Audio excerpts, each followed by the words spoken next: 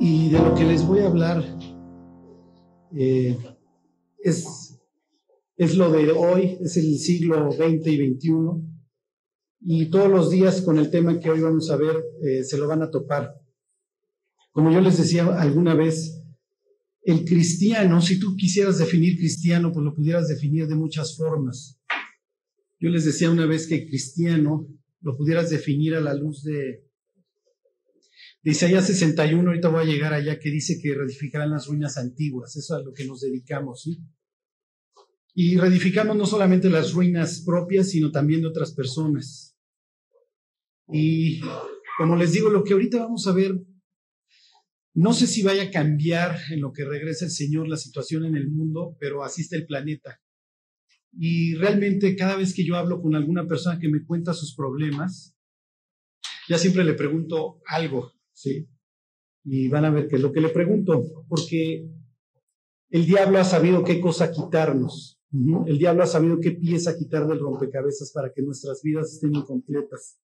Bueno, pues hablando de, miren, les pongo el versículo, está hablando Juan acerca del diablo en el Apocalipsis, y dice que fue lanzado el gran dragón, la serpiente antigua, hace su referencia al Génesis, que se llama Diabolos, quiere decir el acusador, y Satán, ese es el hebreo, que quiere decir el adversario, el enemigo, ¿ok? Entonces el acusador o el difamador, si así lo quieren ver, y el adversario se dedica a una cosa, engañar al mundo entero. Y a veces es cuando uno lee este pasaje de Apocalipsis, dices, ay, pues el diablo entonces no es tan malo porque nada más se dedica a engañar. Pero cuando uno ve las heridas en el propio corazón, te das cuenta que las mentiras del diablo tienen un efecto devastador. Les pongo otro ejemplo, Isaías 14. Isaías 14 y Ezequiel 28 describen la caída de Satanás. ¿Ok? Y este versículo es increíble, ¿sí? O sea, Dios da una gran revelación acerca del diablo. En algún punto no aclara Isaías si son los propios demonios o grandes hombres que están en el infierno, pero el caso es que las personas que vean a Satanás le van a hacer esta pregunta y le van a decir, ¿eres tú aquel varón que hacía temblar la tierra, que trastornaba los reinos, que puso el mundo como un desierto, que asoló sus ciudades y que a sus presos nunca abrió la cárcel? Y a eso se dedica el diablo, a poner el mundo como un desierto, a destruir las vidas, y literalmente, como dice ahí el pasaje, jamás te abre la puerta. Si el diablo te puede mantener cautivo, en temor, en pecado, en lo que sea, nunca te va a abrir la puerta. A eso se dedica, ¿sí me explico? Finalmente, una vez que te atrapa, ya no te va a dejar salir.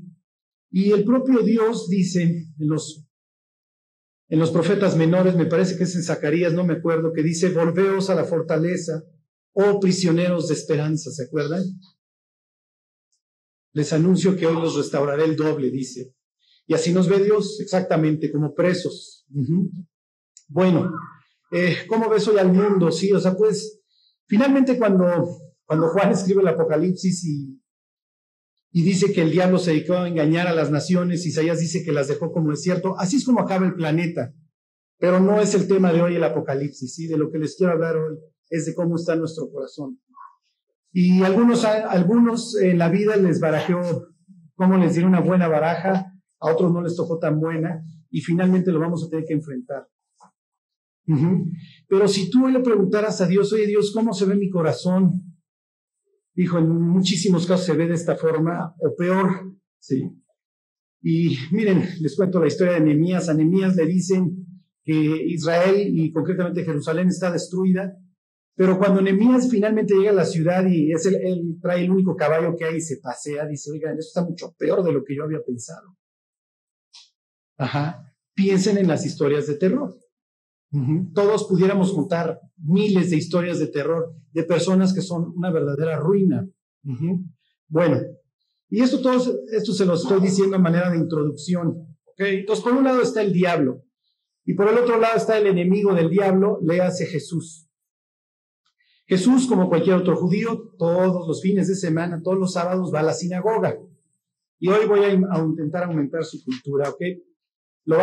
Si lo han leído en el libro de Hechos, la liturgia o el proceso en la sinagoga se divide en tres. Primero se lee Torá, que quiere decir ley o enseñanza o directriz, que se refiere concretamente a los 5 primeros libros de la Biblia. Es lo que primero leían.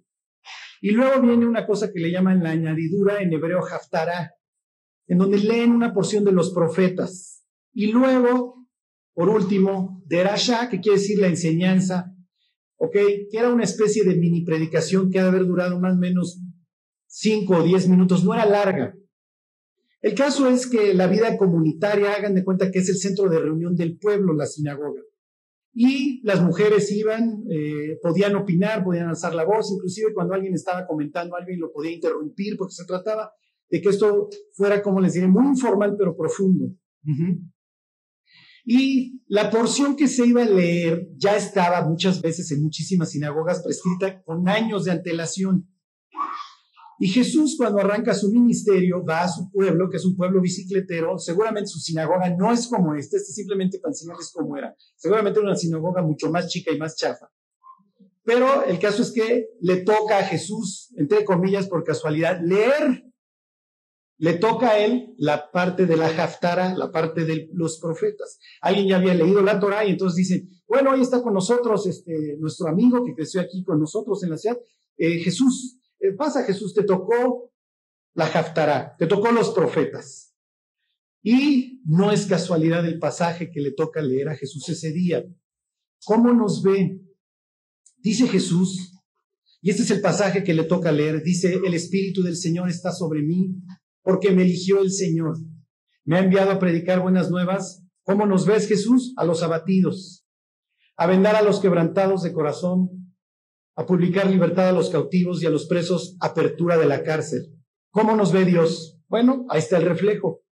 Jesús vino con un propósito, vino a buscar y a salvar lo que se había perdido. Si tú le preguntaras a Jesús, oye Jesús, ¿cómo ves a la humanidad? A todos los veo igual, perdidos, quebrantados, abatidos de corazón, y los vine a vendar. Fíjense, añade Jesús. Dice el pasaje, a ordenar que a los afligidos de Sión se les dé gloria en lugar de ceniza, óleo de gozo en lugar de óleo de gozo en lugar de luto, manto de alegría en lugar de espíritu angustiado. ¿Ok? Y luego dice, y serán llamados árboles de justicia, plantío del Señor para gloria suya. ¿Ok? Ese es el ministerio de Jesús. Jesús viene con un propósito muy claro al mundo, viene a dar su vida por nosotros, pero en el ínter, ¿ok?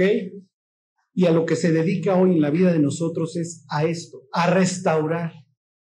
Y esta parte de Jesús de Isaías 61 ya no la lee, pero se las leo. Dice, reedificarán las ruinas antiguas y levantarán los asolamientos primeros y restaurarán las ciudades arruinadas, los escombros de muchas generaciones. Y así nos ve Dios como la ruina, como la ciudad arruinada, como el escombro de muchísimas generaciones.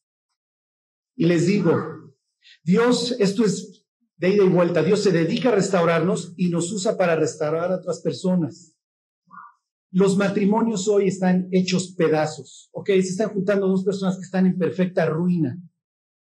Y lo increíble es que cada uno tiene la ilusión de que el otro le arregle la vida, de que lo restaure, ¿sí me explico?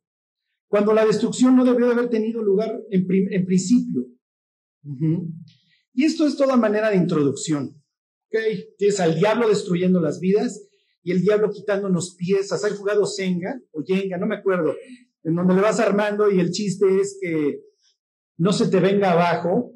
No se te venga abajo la torre que ya llevas mientras le vas quitando piezas. Y el diablo es súper hábil. Sabe qué pieza quitar para que se derrumbe todo. En el caso de los judíos, ¿cómo los destruyó? Pues se quitó la piedra angular, ¿se acuerdan? La piedra que desecharon los edificadores era la piedra, la cabeza del ángulo, y entonces todo el edificio de Israel se vino abajo. Bueno, ¿qué quitó el diablo durante el siglo XX? ¿Qué cambió? Bueno, les pongo este ejemplo, ahí está el chamaco jugando con su Lego. Si de la columnita que tú tienes a tu derecha le quitaras la fichita roja de hasta abajo, la blanca, pues le destruyes y lo pones a chillar. ¿Estás de acuerdo? Le destruyes todo su juego. Bueno, esto sigue siendo manera de introducción. Y ahora sí. Cuenta un señor que un día va a Alaska con su familia y le pregunta al guía que si quieren ir a ver los osos grizzly. Y este cuate dice, sí, por supuesto que quiero irlos a ver. No los vieron, pero dice que llegaron a un punto en donde están las huellas, y dice que son huellas de siglos. Ahí están, perfectamente marcadas. Pero lo más increíble, le dice el guía, los osos han estado recorriendo este camino durante cientos de años. Y cuando el osesno va detrás del papá, va pisando las huellas que va dejando el papá. Obviamente va creciendo y las huellas se van haciendo cada vez más profundas. Quiero que lo pienses, quiero que lo medites. Imagínate al oso, al varón, al oso macho, y a Yogi, o a quien tú quieras, atrás, pisando justo donde va el macho adelante. Y el macho le va a enseñar, mira, así se cazan los salmones, así te peleas, así te trepas a los árboles, lo que tú quieras. Y entonces dice este hombre que cuando llega y ve las huellas así de siglos, dice, me paré, y dice, sentí que estuve en un lugar sagrado. Este señor tiene 4 hijos. Cuenta este señor que le gusta la vida del bosque, que un día está pescando. Él se siente muy buen pescador y a lo lejos hay un viejito pescando. Cada vez que echa la caña saca y cada vez que echa la caña saca y este cuate no lleva ninguno. El cuate está enchilado, ¿no? Y además dice, aparte este cuate no me ayuda, ¿no? Hasta que el otro lo ve batallar tanto y le dice, a ver, enséñame tus anzuelos. Entonces le dices, no, maestro, con este anzuelo no vas a pescar ni un tiburón, o sea, en el Golfo de México no estás esto. Y dice, en ese instante sentí como que un padre me estaba enseñando. Les pregunto, ¿quién ha ido delante de ti? ¿Has tenido una figura? ¿Tuviste un nombre? ¿Tuviste un padre que fue delante de ti y te dijo, hijo, qué bien lo hiciste? ¿Qué bien hiciste aquello? Y les digo, este es el mal del siglo XX y del siglo XXI. Una vez les comentaba que se juntaron unos intelectuales a ponerle nombre al siglo XX. Y la verdad, cada vez que tú piensas en el siglo XX, si a ti te preguntaran, oye, ¿qué nombre le hubieras puesto tú al siglo XX? Lo más probable es que le hubiéramos puesto el siglo de las guerras, porque la humanidad nunca se había matado a tal escala. Leía yo una estadística y murieron por conflictos bélicos, más o menos en el siglo XX más o menos 4 o 5 personas por minuto. Tú le hubiéramos puesto el siglo de las guerras. Pero la idea era tomar lo esencial del siglo, porque ya saben que hay el siglo de las luces, siglo de, no sé. Y le pusieron el siglo de la desintegración familiar. El diablo supo qué hacer. ¿Qué pieza tenía que quitar para destruir las vidas? Hay veces que tú ves una chava que tiene 20 años, un vejestorio de 40, así me explico, y dices, ¿qué haces? Te vas a tener que meter a la Escuela Nacional de Enfermería para cuando crezca y sea viejito, ¿no? Ya le cambies el pañal y todo, lo atiendas. ¿En serio? ¿Quién responde a tu pregunta? Todos los hombres y todas las mujeres nacen con una pregunta en su corazón. Todos. Y todos vamos a buscar una respuesta. Les pongo el caso de las mujeres. ¿Qué le va a preguntar a su papá? ¿Qué le va a preguntar a su papá? ¿Mandé? Claro. ¿Alguna chava tenía otra pregunta en mente? No le va a preguntar, ¿cómo ves el nylon? Ay, papá, es poliéster chafa. No. Cuando la niña se pone sus trencitas y va con su papá, ¿qué le pregunta? ¿Estoy bonita, papá?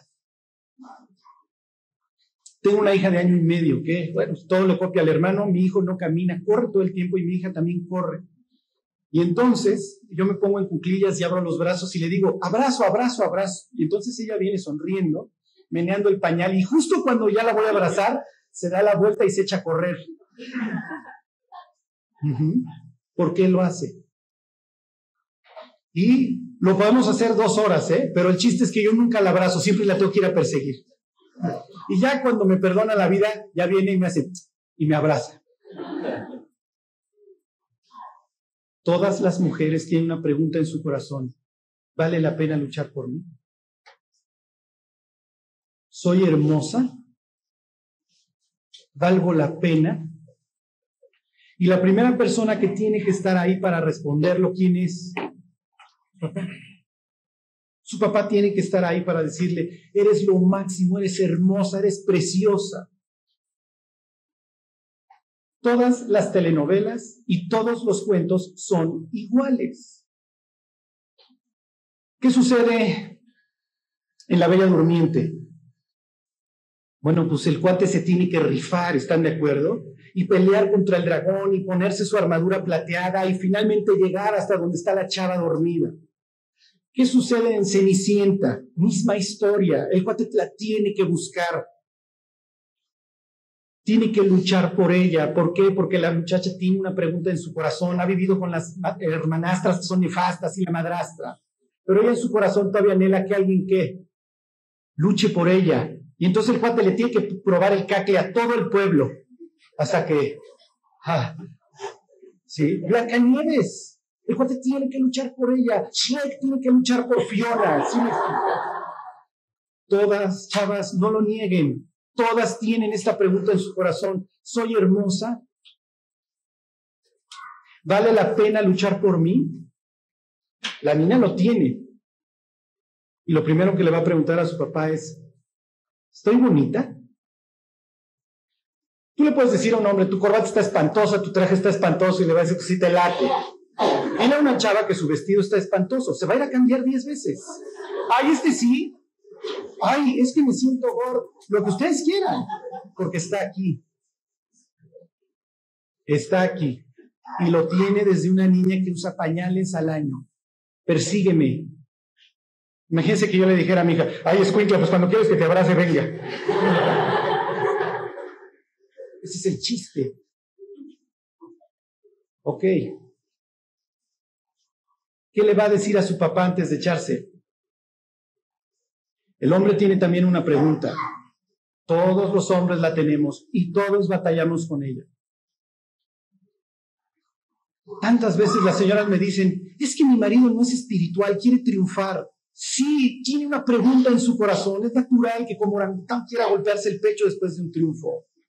Es natural. No lo puedes castrar, está en su DNA. Yo sé que muchas señoras quisieran ver a su marido con la Biblia aquí detrás, bien peinado con limón, párate, siéntate. No, no está en nuestro DNA, no existe, o sea, no puede ser, no lo puede reducir a eso. Cuando el chamaco está a punto de echarse, todos unos niños, ¿qué le decía al papá? ¿Qué le dice? Deme, deme, deme, deme.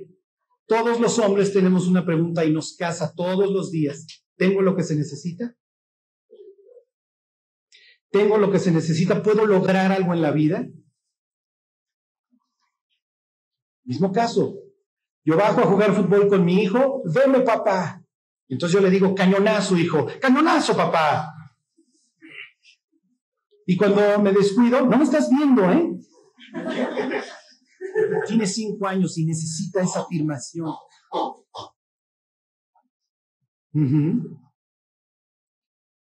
¿Qué es lo que hizo el diablo? Muy fácil, destruyó el siglo XX y el XXI, quitó al papá. Olvídense la Segunda Guerra Mundial, el diablo dice, qué bueno que se están matando, muchachos, ni me sirve tanto porque muchos se quebrantan y empiezan a buscar a Dios. No es mi hijito. El diablo destruyó a la humanidad en el siglo XX, quitando una sola pieza. Quitó al papá. Quitó a la persona que tenía que estar ahí para decirle, sí tienes lo que se necesita. Tú vas a ser el caballero de la armadura plateada, tú lo vas a lograr. Quitó al hombre que le tenía que decir, tú eres hermosa, tú vales la pena, vale luchar por ti. Y cuando traemos esa pregunta sin responder, alguien la tiene que contestar, ¿están de acuerdo? Por eso ves a la chava con el 50. No está buscando un galán, está buscando un novio. Perdón, está buscando un papá, un barbudo que la abrazara, que le dijera, sí, sí vale la pena, que la quisiera. ¿Cómo llevó a cabo esto el diablo? Bueno, pues obviamente pues esta es la número 1 y es la de todos los días, ¿sí? Ahorita les voy a enseñar una estadística de terror, se las adelanto. Miren, los gringos llevan estadísticas de todo, yo no sé si en México la tengamos, pero en Estados Unidos el 43% de los niños viven sin papá. 43%. Y lo que les estoy diciendo es terrible, porque muchos traemos las heridas. Un día estaba yo dando esta plática y me dice una señora, desgraciadamente su marido la abandonó y luego murió de tanto que tomó el Señor. Tiene 3 hijos y dice, bueno, pero no a todos afecta, ¿verdad? Hey, a todos por igual. Tú no puedes hacer un hoyo en el piso y como avestruz meter la cabeza y decir, no, a mí no me va a afectar. Cuando no hubo una respuesta a la pregunta, tengo lo que se necesita en el hombre, oh, soy hermosa, vale la pena luchar por mí en la mujer, viene el voto. A mí nunca nadie, puntos suspensivos. A mí nunca nadie me va a lastimar, yo nunca voy a depender de nadie, a mí nunca me vuelve a hacer esto, a mí nunca me va a... lo que ustedes quieran. Y las personas operan bajo esos acuerdos, bajo esos principios, consciente o inconscientemente. ¿Cuántas mujeres hoy no pueden amar a una persona porque fueron lastimadas y dicen, a mí nunca, rayita? ¿Cuántos hombres no hay destruidos y que dicen, a mí nunca, rayita? Y pueden tener los 18,000 negocios, los 18,000 imperios, y es, veme. Pero es un niño que jugaba con la pelota y que no estuvo ahí quien le dijera. Piensen en la cantidad de personas, entre comillas, exitosas, que todo el día están, véanme por favor. Y la herida está ahí. Bueno, ausencia emocional. Puede estar la persona ahí, pero hey, no tengo nada que compartir. Ya me dijo Satanás que la educación es cuestión de las mamás, lo que ustedes quieran. La falta de disponibilidad. Papá, ven a jugar, papá, dime que soy hermosa, lo que ustedes quieran. No me estés fregando, no me estés fregando. I'm not. Pasividad. Ni frío ni calor. El que nació para maceta, ¿se acuerdan? No sale del corredor. Ahí está David. Hoy no vamos a llegar ahí, pero ahí está el rey David. David es el ejemplo del cuate que desborda su corazón a Dios, pero cuando sus hijos lo buscan, vete, escuincle. Me voy a brincar. Si han leído la historia de Absalón. Absalón es un tipo que lleva una vida miserable. Miserable. Pobre cuate. O sea, el día del juicio final, cuando lo veamos en la fila antes de ir al infierno, vamos a chillar al ver su historia. Su papá le importaba un comino a Absalón y Absalón ya no sabía qué predio incendiar para que lo voltearan a ver. Finalmente Absalón acaba llamando la atención de una forma bastante extraña, llevando a cabo una revolución. Acaba muriendo y David, cuando le dicen tu hijo murió, se pone a echar de gritos y empieza a gritar, Absalón, hijo mío, Absalón, ¿quién me diera que hubiera yo muerto hoy en tu lugar? Ojalá me hubiera yo muerto. Y no lo está diciendo en sentido poético, está diciendo, ojalá yo me hubiera muerto, porque yo me dediqué, o más bien no hice nada para que la vida de este hombre fuera diferente. Vean a los artistas. Ya no saben con qué echar a andar buscando a alguien que les responda a esa pregunta, ¿tengo lo que se necesita? Todos los hombres, las figuras épicas, estos, el gladiador, Braveheart, todas estas figuras que quisiéramos ser, ¿sí me explico? Que nos proyectan como, mira, este es el hombre, pero si el oso macho no estuvo ahí para decirte, es así. Bueno, esta es la peor. Este ni siquiera, no, ya no digas que está pasivo, este cuate está abusando, esto es lo peor. Esto destruye el alma y el corazón a un grado extremo. Y además, el diablo esto le sirve para decir, ¿dónde estaba Dios en ese momento? El acusador, el difamador, que se dedica a difamar a Dios. Si Dios te amara, esto nunca hubiera pasado. No hubieras tenido a alguien, la figura que te tenía que afirmar no te hubiera destruido. Los que hacen el check-out, sus cuates que dicen, no aguanto a mi vieja, voy a soportar esta situación. Los que, hey, no tengo tiempo, tengo mi amante, esto es el deporte nacional, por eso se los pongo entre paréntesis, ¿sí? Ser la droga, la botella, que está destruyendo la vida del oso mayor que debía de enseñar, y así empezó el siglo XX con la guerra, la cantidad de gentes huérfanas. Que miren, el huérfano no tiene el mismo mensaje, porque es mi padre, me amaba, pero murió. Bueno, les pongo la estadística espantosa. 43% de los niños en Estados Unidos viven sin su papá. Y ahí está el corazón en ruinas.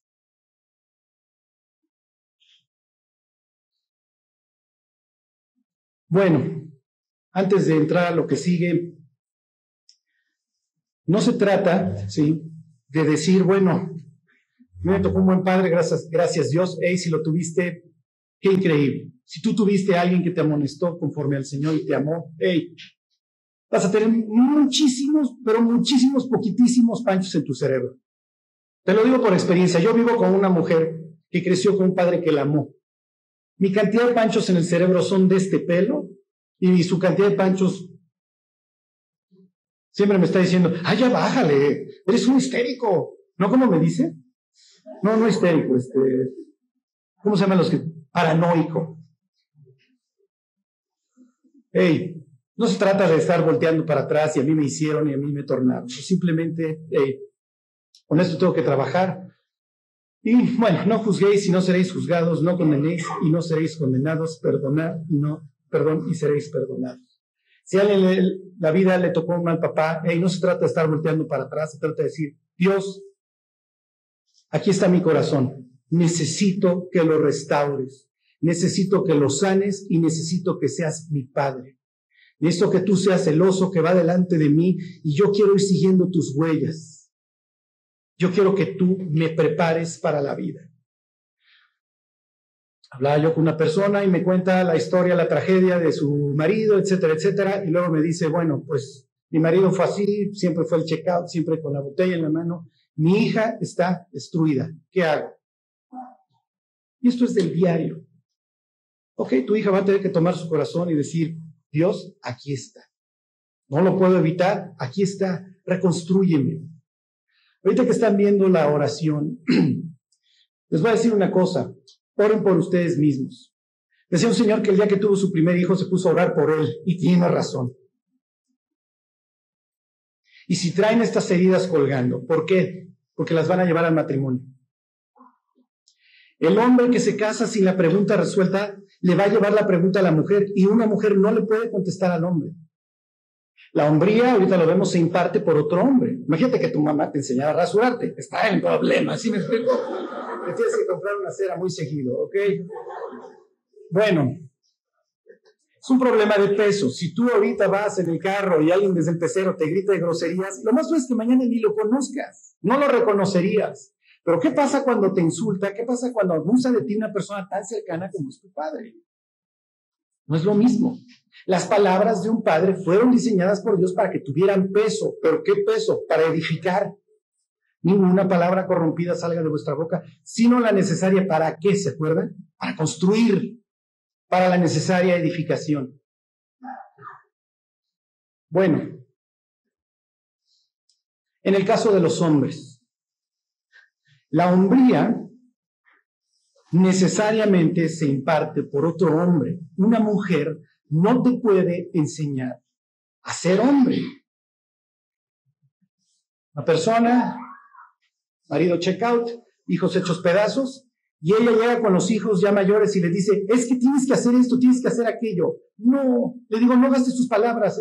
Una mujer no le puede contestar al hombre que tiene lo que se necesita. Cuando un niño está jugando fútbol a los 5 años y la mamá le grita, ¡corderito, corderito! Pues obviamente el niño le gusta, pues tiene 5 años.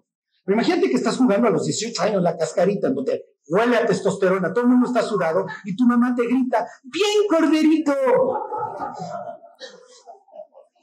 Hey, no te pueden hacer esto. Esto puede ser la muerte civil en ese instante, ¿sí me explico? Y la mamá puede tener la mejor de las intenciones, pero señora, no lo haga.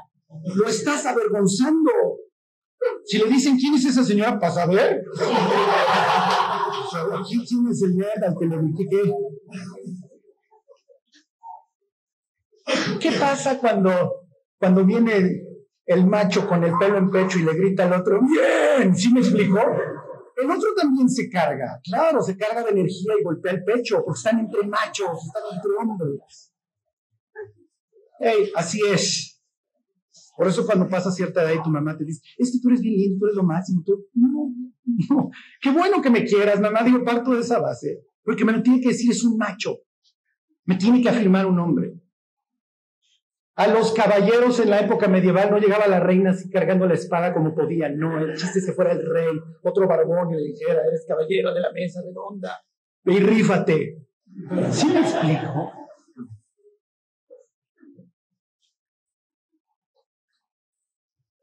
Este es el siglo XX. Este es el siglo XXI. Nos urge un rito de iniciación. A los hombres nos urge que a los 13, 14 años, tipo judío, nos digan, eres un tipazo, eres un macho, ya te está cambiando la voz, mira los granotes que tienes. Mi hijo, eres hijo del mandamiento. Confío en ti, te bendigo, te impongo las manos. Es lo que hacía Jesús. Es lo que hacen los judíos hasta la fecha cuando se vuelven hijos del mandamiento en su bar mitzvah. Eres hombre, hijo mío. Y podrá ser un escuincle que a veces, que puro gallo y apenas está. ¿Sí me explico? Pero el cuate va a golpear pecho y va a decir, sí tengo lo que se necesita, aunque ustedes no lo crean. Esa persona va a ser mucho más noble y mucho menos egoísta. Va a ser mucho menos agresivo. Aunque a los 13 años se haya golpeado el pecho y haya dicho, mi jefe es bien chido y mi jefe me dijo, ya soy un macho. Chavas, esto viene más adelante en el mensaje, pero se los adelanto. Nunca, jamás se vayan a casar con un hombre que no haya tenido una iniciación como tal. ¿Y a qué me refiero? Que no haya tenido una figura masculina que lo haya enseñado. Porque si no te vas a casar con Peter Pan. ¿Sí? Te vas a casar con el surfer de 50 años que tiene el pelo, que se pinta el pelo con gris para que siga güero. Te vas a casar con un cuate que a los 50, queso Oaxaca, coche convertible, sumiendo panza, usando corsé. Sí, te vas a casar con un escuinclote. Sí. Como yo le dije a mi mujer, cuando crees que voy a ser gordo y calvo, y acéptalo, ¿sí? Digo, parezco de 30 y me mantengo, lo que ustedes quieran. Pero yo espero no a los 50 salir de la alberca con un mechón tipo Daniela Roma Sakai. Que Dios diga, maestro, cómprate un bisón. Digo, ya si esas vamos.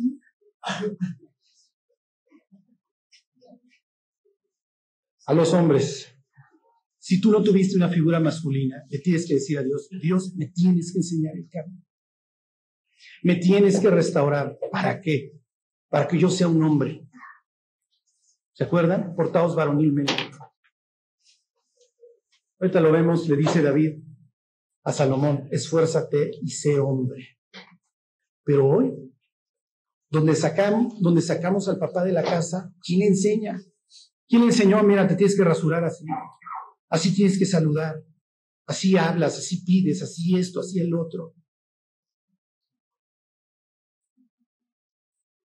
Les pongo este ejemplo. Va de regreso a su tierra Jacob y en el camino muere Raquel, la mamá de Benjamín. Y Raquel, cuando está muriendo, le dice a su hijo Benoni, ¿okay? Que quiere decir el hijo de mi dolor, el hijo de mi tristeza. Porque el sueño de Raquel siempre había sido ser una mujer fecunda y nada más tenía un hijo que era José. Le ruega a Dios hasta que Dios se acuerda de ella y tiene un segundo hijo, que es Benjamín. Y cuando justo está pariendo, muere. Y Jacob le cambia el nombre y le dice, no vas a ser el hijo de mi tristeza, vas a ser el hijo de mi brazo derecho. Vas a ser Benjamín, el hijo de mi diestra. Y la diestra en la Biblia es la fuerza. Es el cantar de los cantares, su diestra me abrace y su izquierda esté debajo de mi cabeza. O sea, la mujer quiere sentir un hombre fuerte y que sea noble al mismo tiempo, ¿ok? Jacob dice, no, tú vas a ser el hijo de mi diestra. Y bajo esa premisa creció Benjamín. Ok, soy el más chico de todos, pero soy el hijo de la diestra de mi papá. Mi nombre implica fuerza. No fue el hijo de mi tristeza. Bueno, esta afirmación. Finalmente David, un pésimo padre, nefasto. Pero miren, la edad finalmente trae muchas ocasiones, lucidez de muchos pecados de la vida pasada. Y David ya está muriendo y se dirige a Salomón y le dice, tú pues, Salomón, harás conforme a tu sabiduría. lo está afirmando, le está diciendo, mira, éramos un pueblo patarrajada, todo el mundo nos dominaba, hasta que llegué yo me rifaba con Goliat, con quien me aventaba yo me rifaba.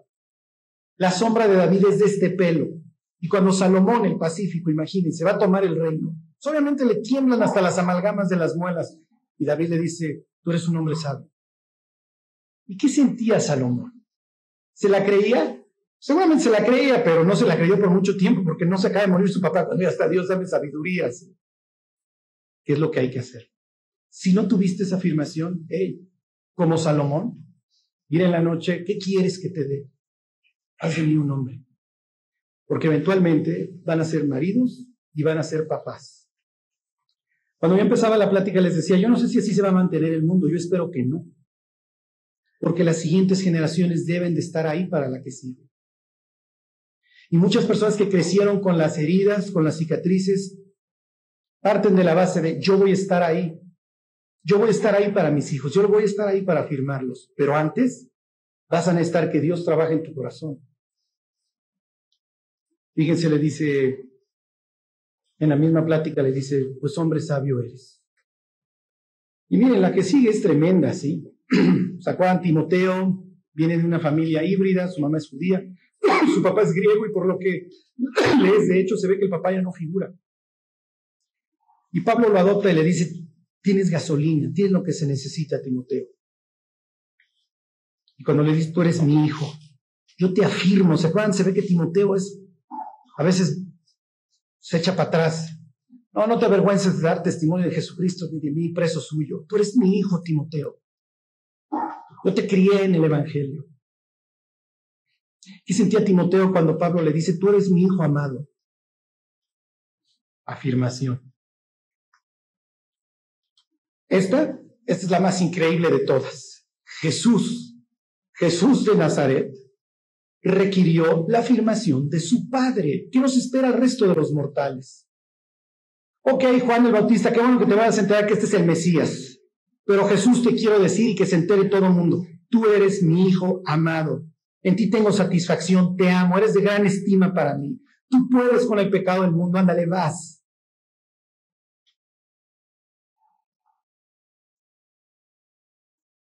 Este es mi hijo amado, a él escuchen. ¿Y qué pensaba Jesús cuando se abre el universo y viene el vocerrón del cielo? Tengo lo que se necesita. Gracias, papá, porque estoy en plena tentación y sé lo que viene adelante, pero tú me estás diciendo que soy de alta estima delante de tus ojos. Dios está contestando la pregunta que el propio Jesús tuvo. Bueno, les pongo, esto es espantoso. Miren, y es nada más para ilustrarles cómo está el planeta. Dice, científicos de la Universidad de Yale dicen que en 48 culturas, no sé, yo creo que todas, los índices de criminalidad más altos se dan en adultos criados únicamente por mujeres. Claro, no estoy viendo quién me la hizo, sino quién me la paga. Dice doctor Loren Moshen del Instituto Nacional de Salud Mental de Estados Unidos, la ausencia del padre es un factor más fuerte que la pobreza para la delincuencia juvenil, y ahorita les cuento una historia. En un estudio de 39 mujeres con anorexia, se descubrió que 36 de ellas tenían un denominador común, falta de una relación cercana con su padre. Claro, si nunca te dijeron que eras hermosa, la persona que veas en el espejo jamás te va a satisfacer.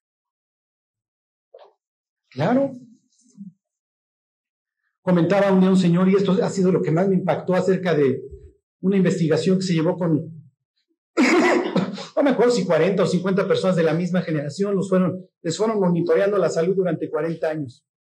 Y después de los 40 años, se ponen a ver qué es lo que define la salud de una persona. Y está el cuate de este pelo. ¿Haces ejercicio? Jamás. ¿Cuál es tu dieta? Pizzas, McDonald's, Burger King, todo lo que me avienten. Fumas todo el día, chupas todo el día. Le sacan la sangre y este cuate parece que tuviera 20 años. Llega otro. Fumas, 0. Tomas, 0. ¿Cómo es tu dieta? Brócoli todo el día. Ejercicio diario. Colesterol, hipertensión, azúcar, todo. Entonces decían, ¿cómo es posible eso? Pues pensamos, partimos de la base que el tragar gansitos todo el día te mata. Y sí, eventualmente te va a matar, pero bueno. Finalmente, a alguien en algún punto se le ocurre hacer dentro de sus preguntas una, ¿cómo era la relación con tu papá? Nefasta. Y él, somos brothers. Perfecto. Ahora sí que bien sanote el gordito.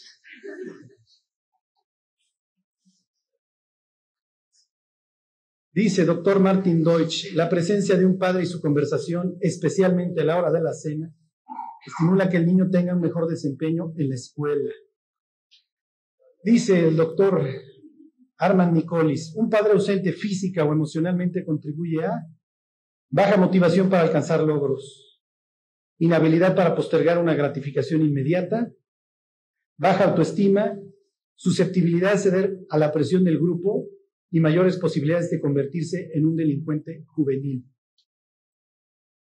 Bueno, se las puse tal cual, porque soy muy quisquilloso de las fuentes, pero bueno, miren, 63% de los jóvenes que se suicidan, 63%, o sea, 6 de cada 10 vienen de un hogar sin papá. 90% de los niños de la calle o que se largaron de la casa, 90, ¿sí? Un hogar sin papá. 85% de los niños que muestran desórdenes en su comportamiento vienen de un hogar sin papá. 71% de los que abandonan la escuela vienen de un hogar sin papá. 85% de los jóvenes en las prisiones crecieron en un hogar sin papá. Esta es la frialdad de los números. No hay, ¿cómo les diré? No es que uno esté especulando acerca de qué habilidad tuvo el diablo para quitar esa piedra de donde iba. Desde el año de 98, hacemos campañas en el reclusorio, 99. A mí me fascinan los testimonios. Si tú me preguntas, ¿qué es lo que más te gusta del cristianismo? Los testimonios. El antes, el cómo y el ahora. Y todos los años que tenemos las campañas, los sábados se hizo una rutina. Hay 2 hombres que dan su testimonio y al otro día un matrimonio, el preso y su esposa. Todos los testimonios, todos, nunca he oído uno distinto, son iguales y me despierto a la hora de que van a decir cómo. Pero el antes me duermo, casi ya va a decir cómo se convirtió. El antes es, vengo de una familia destruida, embaracé a una chava, la pandilla y acabé aquí. Todos son iguales. No tuve papá o mis papás se divorciaron, me uní a una pandilla, embaracé a una chava y estoy aquí. Todos son iguales. Y me despierto y le pongo atención cuando dice, caí aquí y entonces se me acercó una persona con la Biblia, etcétera, y me dijo lo que sea. Todos son iguales. Si hicieras la encuesta en el reclusorio, seguramente te encontrarás que el 90% tuvo esa condición. Bueno, cada día en los Estados Unidos. Y estos datos son del 96, o sea, imagínense cómo estamos al 2013. 1000 nuevas madres solteras. Si tú no tuviste un papá que te dijera, eres hermosa, vale la pena luchar por ti, es natural que salgas a buscar amor. Es natural. Si no tuvimos un hombre que nos dijera, vale la pena, vamos a ir a la pandilla, es natural. Ok, 1106 jóvenes se practican un aborto. 4.229 adolescentes adquieren una enfermedad de transmisión sexual. 500 adolescentes inician el consumo de las drogas. 1.000 adolescentes inician el consumo del alcohol. 135.000 jóvenes asisten armados a la escuela. Ahorita andan. 2.200 abandonan la escuela diario en Estados Unidos. 7 jóvenes entre 10 y 19 años son asesinados. 7 jóvenes de 17 años o menores son aprendidos por homicidio. 6 jóvenes diarios en Estados Unidos en el año de 96 se suicidaban. La verdad, cuando tú ves estas cifras, volteas a ver al diablo y dices, de que sabes destruir, lo sabes, ¿eh? Y el diablo dice, la neta, no me rompo la cabeza, lo que funciona sobre eso. Y quito esta pieza, destruyo a Israel, no crean en el Mesías, este es un loco. Y los arraso. Y cada año, judíos y judíos y judíos al infierno. Quito al papá de las familias y cada año personas y personas a vivir un infierno y luego irse ahí. ¿Por qué les doy el estudio? ¿O por qué les cuento esto? Esto fue una plática que yo di de la paternidad. Porque ustedes van a ser papás, ustedes van a ser mamás. Y cuando venga la bronca y tú veas a tu marido que ya la regó, que ya te dijo el mal comentario, le vas a querer reprender y cobrar todo lo de hace 20 o 25 o 30 años que no recibiste. Y entramos con unos prejuicios y unos votos de a mí nunca que nos siguen. A veces somos conscientes. Hay muchachas que lo dicen conscientemente. A mí jamás me van a... Yo nunca voy a permitir. Y no les permite obviamente amar. Bueno, ¿alguien se acuerda con qué palabras termina el Antiguo Testamento? He aquí yo envío a mi siervo Elías, a mi mensajero Elías. ¿Él hará qué? ¿Se acuerdan? Él hará volver el corazón de los padres hacia los hijos. ¿Por qué terminas así la Biblia, Dios? ¿Por qué terminas así la Biblia? ¿Nos estás mandando un mensaje? Sí, sí les estoy mandando un mensaje que les voy a dejar reposar durante 400 años hasta que venga mi hijo. Y dice Dios, no sea que hiera yo la tierra con maldición. Nada más les voy a dar esta y si me vuelven a invitar después de esta, les digo la que sigue. El hijo amado. Esa es la etapa del niño más o menos desde que nace hasta sus 11, 12 años. Es la etapa, en donde el hijo tiene que saber, el niño tiene que saber que es tu delicia, que tú te deleitas en él, que tú lo amas, que es lo máximo para ti. Que jugar trenes es lo máximo, lo que siempre deseaste, aunque te choque. ¿Sí me explico? Yo les puedo decir todos los trenes de Thomas, Scarloy, Gordon, Thomas, todos los personajes me los sé de memoria. Pregúntenme de VeggieTales, me las sé todas. ¿Sí? Daniel le da pizza, comparte pizza con los leones, ¿sí? Porque yo le quiero decir a mi hijo que sus cosas me importan. Esta es la época, como dice Salomón, porque yo también fui hijo de mi padre, ¿sí? Único y delicado ante los ojos de mi madre.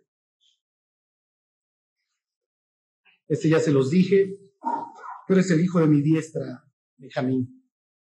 Sí, tu mamá murió el día del parto y jamás te lo voy a echar en cara. Yo la amaba, chambeé por ella años, pero nunca te lo voy a echar en cara. Tú eres mi hijo amado. Yo te amo y eres el hijo de mi diestra. El tiempo del niño amado, es un tiempo obviamente de amor. El niño quiere saber que, y la niña, obviamente que los quieres, que los amas, que tú vas a estar ahí para protegerlos. Obviamente es un tiempo de protección.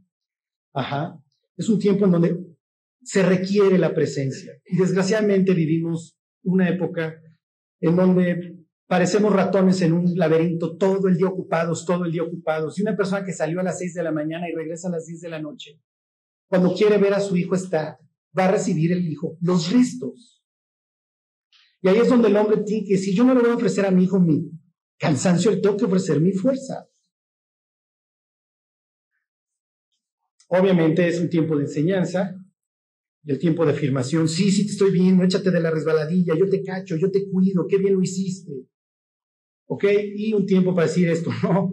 ¿Ok? Yo te amo y va a haber ciertos límites para que el día de mañana también sepas que hay ciertas cosas que no te van a traer provecho. ¿Qué es lo que hiere esta época? Ok, obviamente el abandono. Esto manda un mensaje espantoso. En el caso del hombre, no sirves, tú no tienes lo que se necesita, por eso te abandono. Obviamente un escuincle de 5 años no lo va a entender. La niña, por ti no vale luchar, no eres hermosa, no sirves.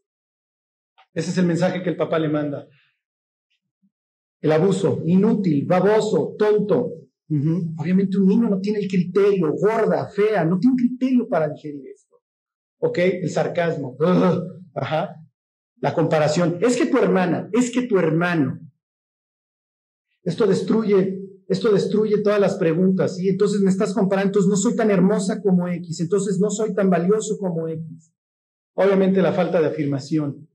Y bueno, estas se las digo en el joven. Y aquí me quedo, ¿Ok? El joven va más o menos de los 11, 12 a los 17, 18, que es cuando va a venir el guerrero, el que se va a tener que rifar. Es el cowboy. El escuincle todo lo tiene que hacer pistola, todo es bala, todo es metralleta. ¿Qué le va a decir su mamá? No seas violento, somos cristianos. Pero el niño, si tú le das una escoba, la convierte en metralleta, está en su DNA. Y aunque ustedes no lo crean, el niño que fue afirmado y le dijeron, eres un buen hombre, sí, ándale, sale a jugar a la Segunda Guerra Mundial, no va a ser el salvaje de grande. Él se quiere afirmar, obviamente, y es el tiempo de, ok, ya son las pruebas, mi papá me llevó al kayak, mi papá me dijo que me trepara el árbol, y empiezan las pruebas de la vida. El joven empieza a afirmar su carácter, ¿sí? Cuando David va a luchar contra Goliat y le dice, Saúl, maestro, no tienes oportunidad. Él le dice, mi época del cowboy, me supe rifar. Desde escuincle soy pastor, Saúl. Y cuando venían los coyotes a pedradas o como fuera, pero me rifaba yo. Ahora David está en la época del guerrero, ya está creciendo, ya es un hombre, y dice, tengo lo que se necesita.